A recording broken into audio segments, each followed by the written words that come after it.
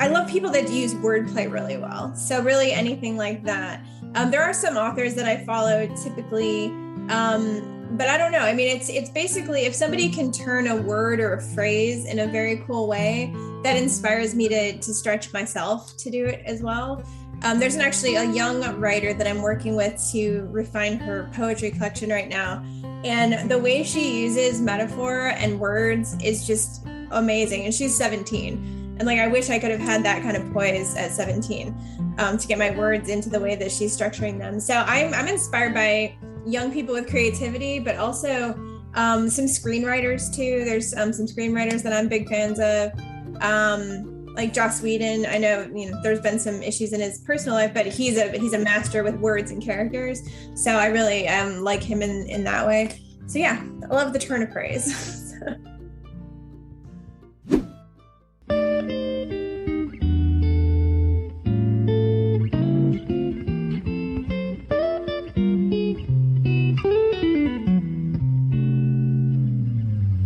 Hello, everybody. Welcome to the podcast. I have an author that's probably written the most amount of books I've ever seen so far. It's exciting to have her on. Victoria is here with today. Victoria, welcome to the podcast. How are you? Good. How are you doing? Good. I like the little wave. That's nice. So now I always love it when an author pulls out a book that they've written, but for you, that would take probably most of the podcast with all the books you've written. So I know you have one in front of you right now. So what do you have in front of you? Yeah, I mean, I've got them all here. You have them all, of course. Yes. Yeah. Let's see one. Let's see one right now. Yeah, I mean, I can show you this one. This is my first children's book. Of course, my dog is going to bark. Hello, dog. But yeah, this is my first children's book called Bartleby the Brave, and it's also up there. But it's super fun. I just talked with the illustrator last night. We're going to do a sequel, and we're very excited about it. Awesome. So cool. This was my first children's book, my first stab at it, and it was so well received that I've branched out and done more. But yeah, it's a cool tale about like being kind and brave, even if you're bullied. So being kind to that bully and how that pays it forward. So wow, see, I love it. So I just love seeing an author with their books. That just makes me so happy. So let's tell everybody where you are in the world. It's back to school time as well, which is kind of cool, but let everybody know where you are. Yeah, I live in a town called Montgomery. It's in Illinois. We're about 35 miles west of Chicago. Okay. So we're still considered the Chicagoland area. So we mostly say we're from Chicago, but that's not real true. Okay. And we're just in a suburb that's right before the cornfields. And it's back to school. I just sent my kids to school this morning. At 8:30 our time. And so I'm reveling in the silence for the moment. They're starting second grade. So I'm a mom of twins. And then I write children's books and books for adults. So how cool is that to have kids that you can share your books with as well? Did your kids love your books? They do. Like bedtime. I mean, my daughter is always asking for one of my books, probably 2 or 3 times a week, even though she knows them very well. They really enjoy it. And my son inspired one of my books, and then my daughter inspired another one, and she's actually in that book, which is very cool. Yeah. That's so cool. What a great memory to grow up with too, right? This is my daughter. She's in the book. This is the Tempest the Turtle, but she did a photo shoot with me, and the illustrator was able to capture her, and she's the inspiration and a character in that book. So that's so surreal. I love that. That's amazing. Like all the other kids in school are like reading other books, but it's like, well, I'm in a book, so it's kind of a big deal. So that's really kind of cool. I love it. Like we'll be out at a store, and my son will be at the cashier or whatever, and my son will go to the cashier like, did you know my mom's famous? And then I'm like, I have to sit there and explain it all. I'm like, he's my best marketing tool. So, but he's very proud and brags to everybody about it. And I go in their classrooms to do readings once in a while. So that's kind of fun too. That's amazing. Awesome. So what started all this for you? Really, I've always been a writer. I've been writing consistently since I was 9. But then, and I started my first novel when I was 15, this one. But then I didn't publish until I was 31. So basically the novel grew up with me. over what, 16 years, if you do the math. And finally, I was just like, I have to do it. I just have to get it out there. And then I don't know, it finally, I mean, I was a teacher and an editor, and I've been a writer for the better part of the last 20 years, doing writing for corporate stuff. And now with COVID, getting laid off with that, and, just deciding what I wanted to be when I grew up. Luckily my husband was really supportive, and he's like, you love this, you love doing it. Let's go for it. We'll do it. And so I do that. But I did this one in 2011, and then this one only took me a year, and I was still working full time. But then I put the third one off for like 6 years. And then finally with the pandemic, I was unemployed and didn't have anywhere to go. So I cranked this one out in about 4 months. And then a friend of mine I was doing editing for, she does children's books and science fiction books. And she's like, you should try children's books. I'm like, I write this. Yeah. But then I tried it, and I got so many great comments and compliments and on it. So now I've done many more children's books. And then I also help edit and produce books for other people. So basically books are my life. Wow. Wow. Okay. So do you have somebody that you find inspires you as a writer? I don't know. I mean, a lot of, I love people that use wordplay really well. So really anything like that. There are some authors that I follow typically, but I don't know. I mean, it's basically if somebody can turn a word or a phrase in a very cool way, that inspires me to stretch myself to do it as well. Okay. There's actually a young writer that I'm working with to refine her poetry collection right now. And the way she uses metaphor and words is just amazing. And she's 17. And like, I wish I could have had that kind of poise at 17. Wow. To get my words into the way that she's structuring them. So I'm inspired by young people with creativity, but also some screenwriters too. There's some screenwriters that I'm big fans of. Like Joss Whedon. I know, there's been some issues in his personal life, but he's a master with words and characters. So I really like him in that way. So I love the turn of phrase. Beautiful. What about community for authors? I know we're going to talk a little bit maybe about author spots, but tell me about what it's like to build a community or be a part of a community as an author. Is that something that you value, or it should be something? Do. Okay. Yeah. Yeah, I really do value. I'm in a couple of different author communities. I'm in a local writers group in our Fox Valley region. And, we all write very differently. And that's one thing about writers is like, you shouldn't try to write like somebody else is writing, because it becomes inauthentic. So you got to find your style, but then you can appreciate the styles of others. And with the community, we build each other up. We share ideas. We push each other to try new genres. We, kind of say, hey, did you ever think about twisting it this way? That kind of stuff. So we share our writing, and we do writing exercises together. So in that sense, that's really cool. And sometimes we do collaborative books together. And then I'm also in some romance communities where we do anthologies together. I have a lot of books, a lot of stories published in anthologies. And those create wonderful, marketing communities. Plus you're seeing how other people approach the same topics that you do. But then, author spots is huge too. That's an online retail community that really we bolster support. We've started this thing this month called Takeover Tuesdays. And so every Tuesday that somebody signs up, an author can literally take over the group. And I did it last week, and then another young author did it yesterday. And it really gives that author a chance to just like flood this group with all of their stuff. And it helps them get writers, get exposure, and then people get to interact with them. So it builds this really sense of belonging. And we've got several authors lined up already to do that. And we're very excited. And what's cool about that is the authors don't need to be part of author spots to do a takeover, but it's helpful. Yeah. So, but I really love, writing can be a very isolating thing. So community, you have to find it. But once you find it, it's really rewarding, I think. It's great. Yeah, because we had Anna on to talk about author spots, and she's so great. And we're so happy to have her part of the podcast.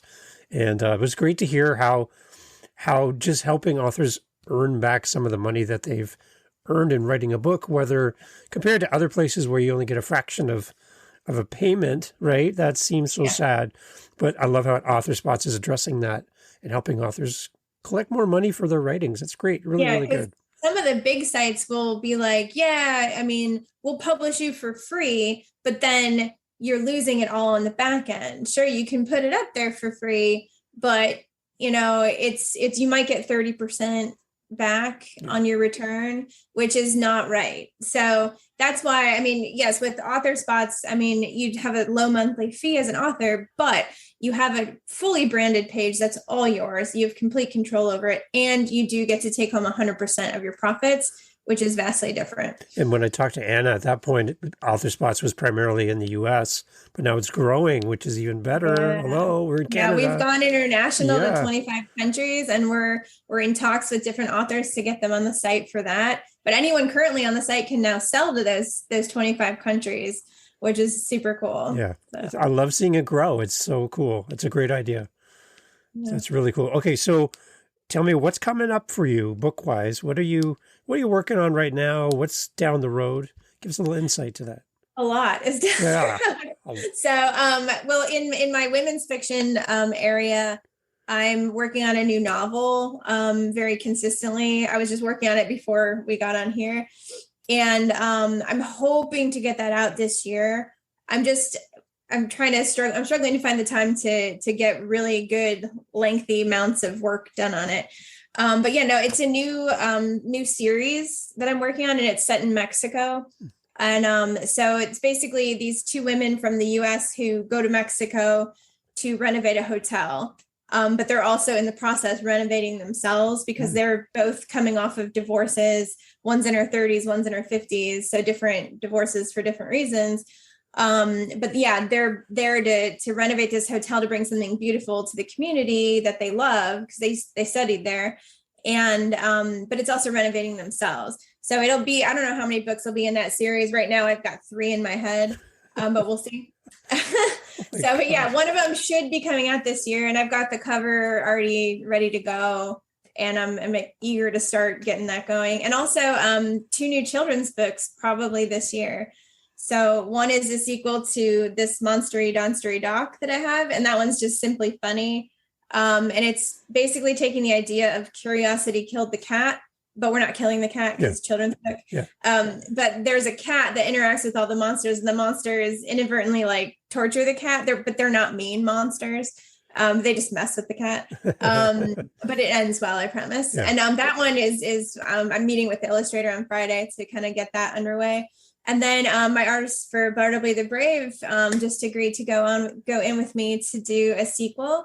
And this one will be about humility and how important that is to not be that braggart and, to be a good person and think about others. So, so that's kind of what's coming down. And I've got so many more ideas in the hopper.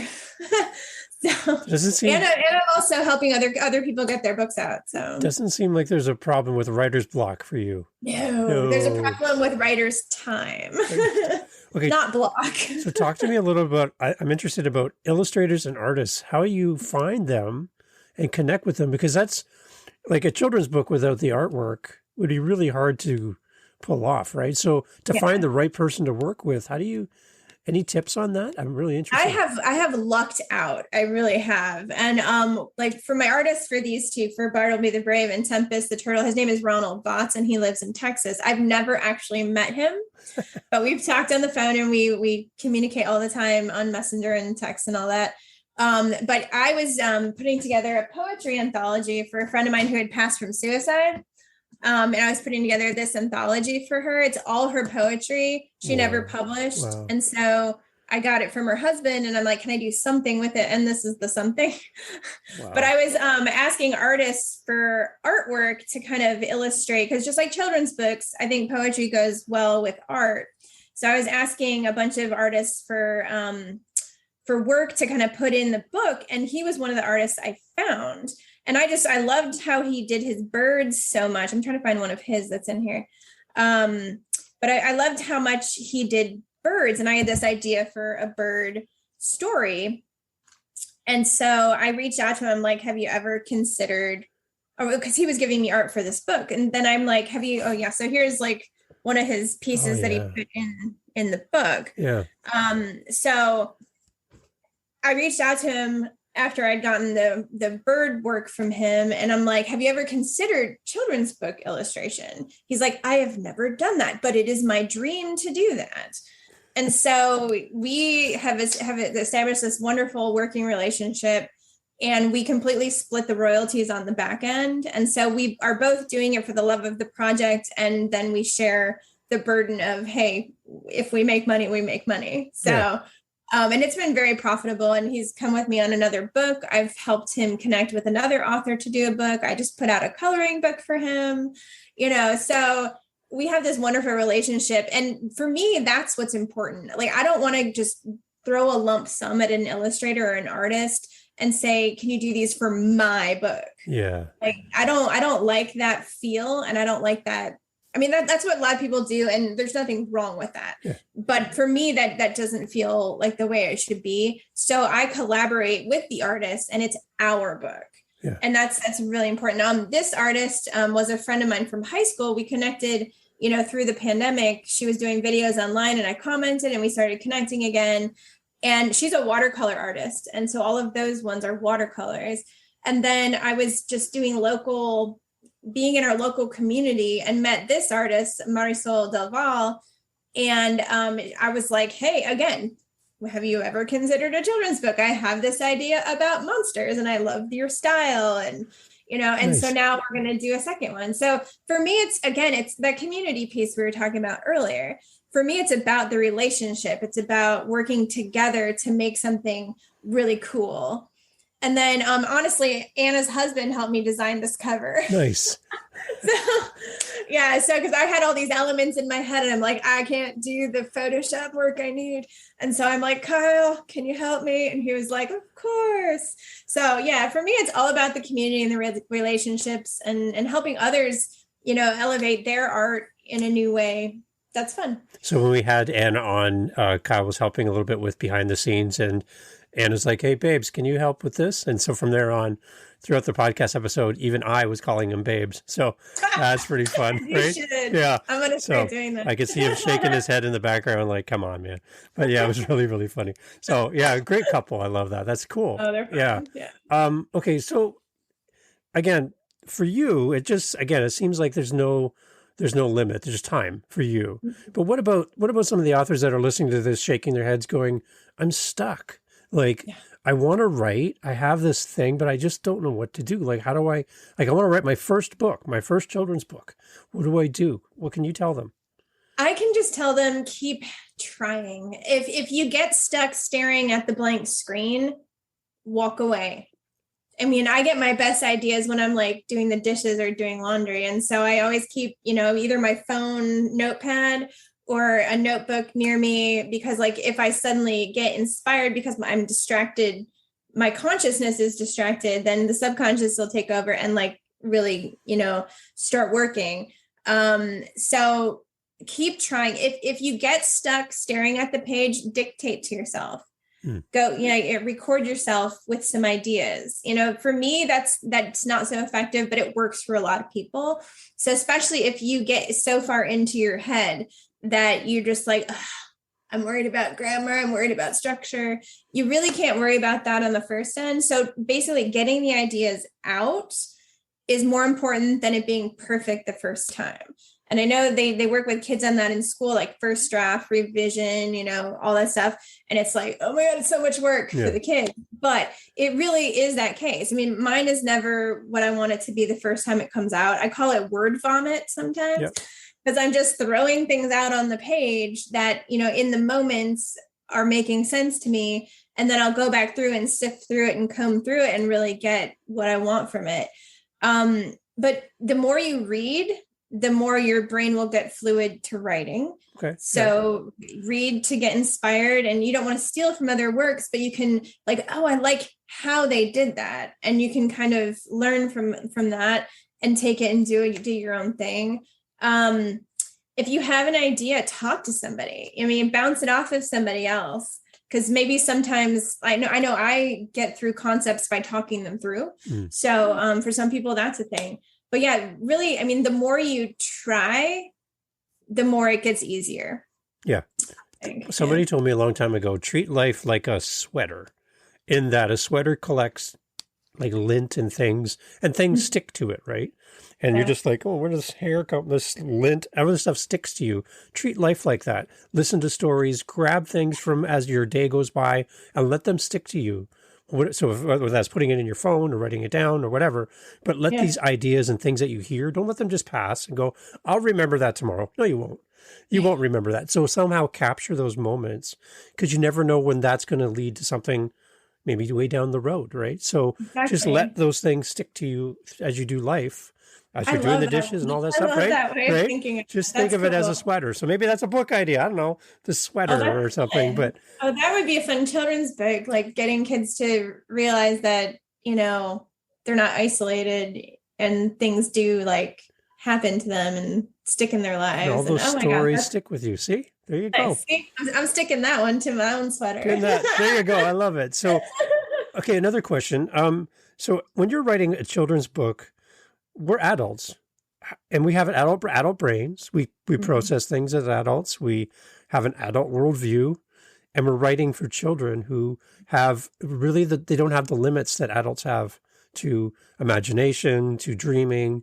We're practical. We're realistic. We have a mortgage. We have a car payment. They don't. So how do you write in a way that captures the mind of a child when you're writing as an adult? I just really try to paint like an adventure. So I want it to, I do frame it so adults can enjoy them as well. And that's the beauty of like something like Disney. Yeah. They do things on so many levels. Like you can fully enjoy it and sob your eyes out from a Disney movie, but the kids are like, that was fun. And I like the chameleon, you know? And, but it's really, it's not talking down to the kids in some way.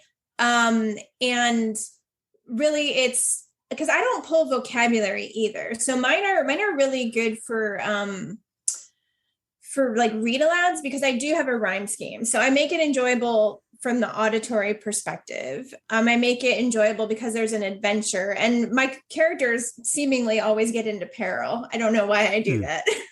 So they have to so the kids will get like emotionally involved with the characters. Like in The Tempest, when she falls off a shelf, but then she lands on a comfy bed. Like in the Bartleby one, this other bird is almost going to get hit by a truck, and you know Bartleby has to come in and save him. So I don't like to pull the emotional bits, because like my favorite books that I read by other authors have that rhyme scheme that, you know, can be complex or simple, whichever, but it also has that emotional hook to it, because kids are not dumb. I mean, kids just might not have the vocabulary or the life experience to really express things, but they can absorb all of it. And it's like I said, this one's like more funny than anything. So it's a break from like, haha, there's a monster that farts on people. Woo. You know, it's silly. Yeah. But like this one talks about death in a natural way. So I like to bring the high concepts, but in a very entertaining way that parents and kids can then have those conversations about some of those more emotional pieces. So that's kind of my philosophy. I don't know if it's right or wrong, but it seems to be received well. So I love the imagination of children when they can play with something simple and create a world around it, right? And me as adults, we're like, how are you doing that? Yeah, I'm fascinated by that. My kids will sit there and play with action figures together or independently, or whether it's dolls or Roblox or whatever. And I'm fascinated by the worlds that they create. But I'm like, and I go there, I'm like, unless it has rules and a board, I don't know if I can play that. Yeah, right? Yeah. I always love that. It's amazing. Yeah, it's a purple elephant that likes roller skating on the moon. You're like, why not? Well, that's not possible. Wait a minute. Anything's possible. Yeah, sorry. That was my adult brain coming in there. But yeah, that is possible. So I love that they just there's no limits. And that's kind of cool that you can write for that. And I love that you can switch gears and then speak, you know, for an adult audience, and you can go in a totally different direction. And I love doing the read alouds with the kids because the questions they ask are so interesting. And I wish I could think of one off the top of my head, but Like there was one reading I was at, and these kids were asking questions that I was like, adults have never asked me that. Wow. But it was, and they were really, in-depth questions about the character motivations. I'm like, okay, this is neat. And I was able to answer it because I had intended that. But my son, for the second book, for the monster one, he's like, but mommy, we forgot to add a Cyclops monster. So I'm like, okay, let's add a Cyclops. So logical, right? On all levels. Like I hadn't thought about that one. Oh, of course, okay. I didn't think of that. That's great. Yeah. But of course, I'm going to be throwing in a literary reference to the Odyssey, by Homer, and the Cyclops is messing around with a sheep toy. So does your son have writing credits on that book then? He has inspiration credits. Also known as cookies. So yeah, I love that. That's great. That's really cool. So talk to me a little bit about, we talked about this when we had our pre-interview, just authenticity. We kind of talked about that a little bit and what that kind of means to you as an author, as you're writing. What does that really mean for you personally? Yeah, for me personally, it means writing what comes from my heart and writing what comes from my own experience, especially in like the women's fiction stuff. I didn't intend this to really be an overarching theme, but as I got the trilogy finished, it became one. My thing about that is the whole point of the trilogy is you can go through really dark times and really hard stuff. And yes, you have to grieve and go through those hard times, but it doesn't necessarily mean that you have to have a negative outlook going forward. You can see the beauty in life because of the negatives you've been through. So, and that's something I've seen in my own life.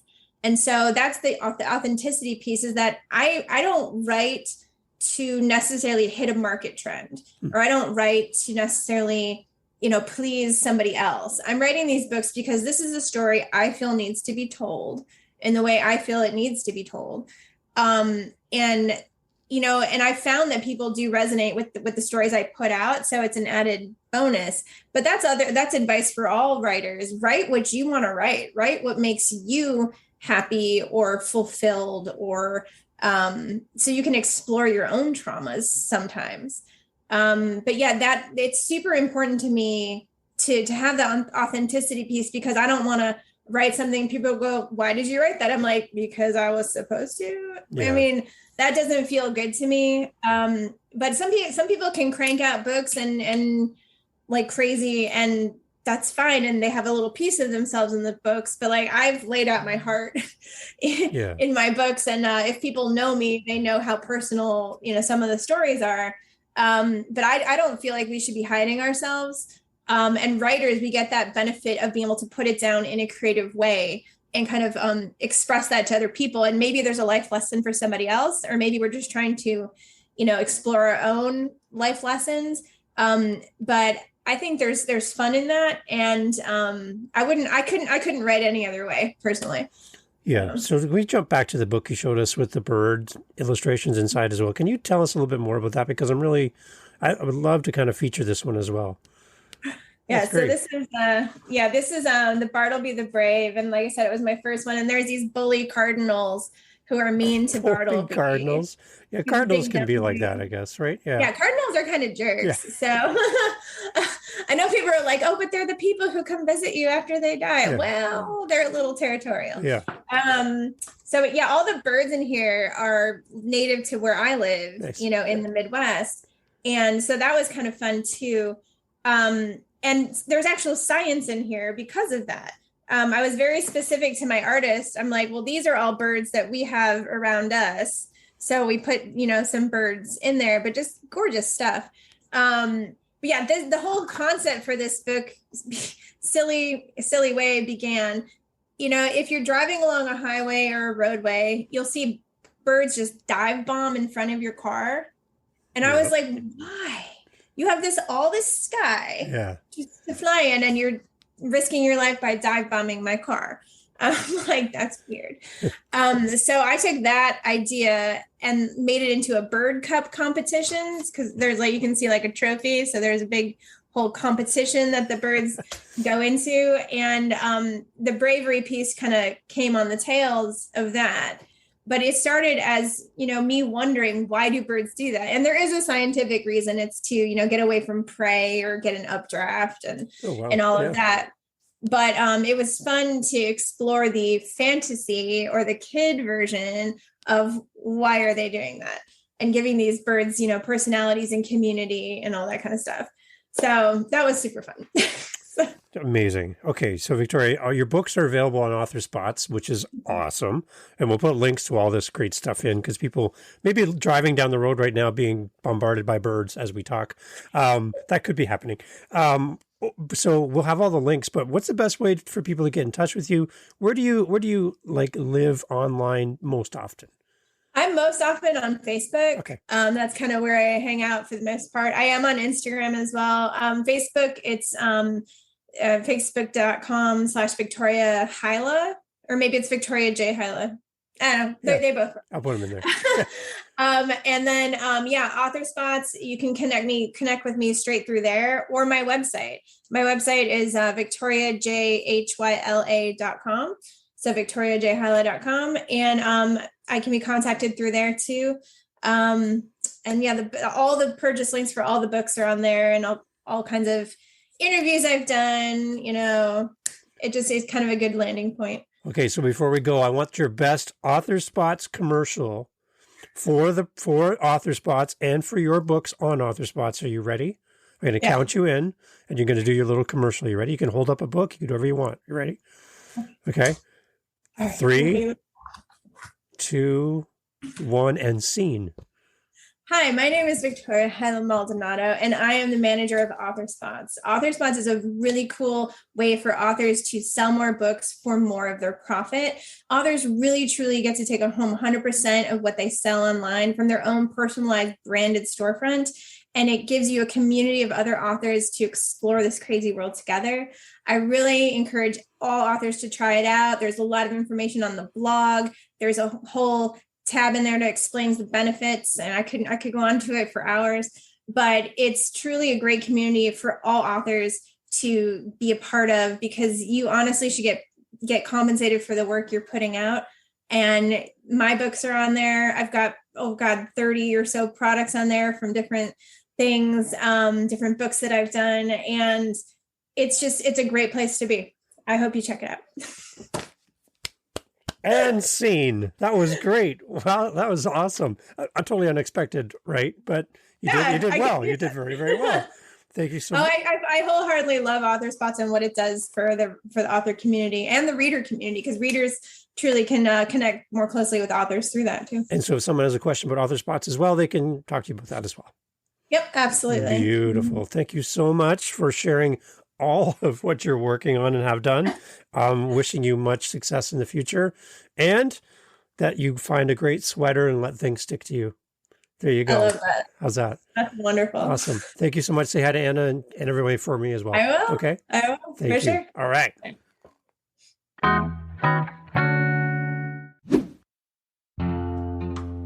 Hey guys, thank you for listening to the podcast.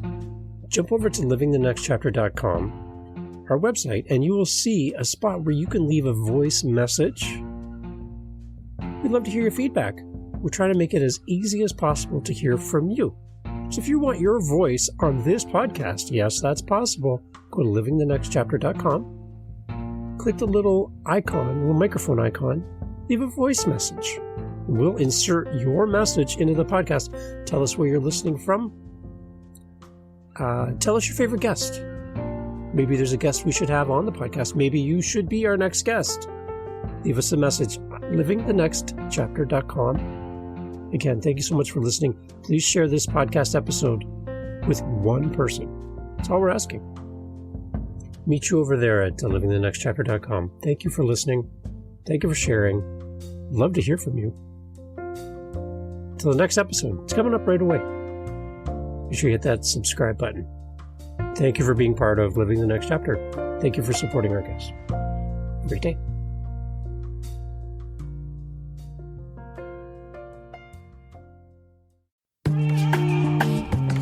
Mindshift Power Podcast, the podcast for teenagers and those who work with them. There's a huge problem in America today. There's a very large disconnect between teenagers and the adults who work with them. I'm looking to bridge that gap with real, raw, honest conversation, not held back by the chains of political correctness. You cannot solve a problem you do not understand. Want to understand teenagers today? Listen to this podcast. This podcast is for teens in the U.S. and Canada.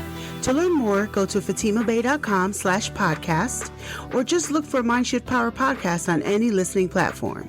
I look forward to you being a faithful listener.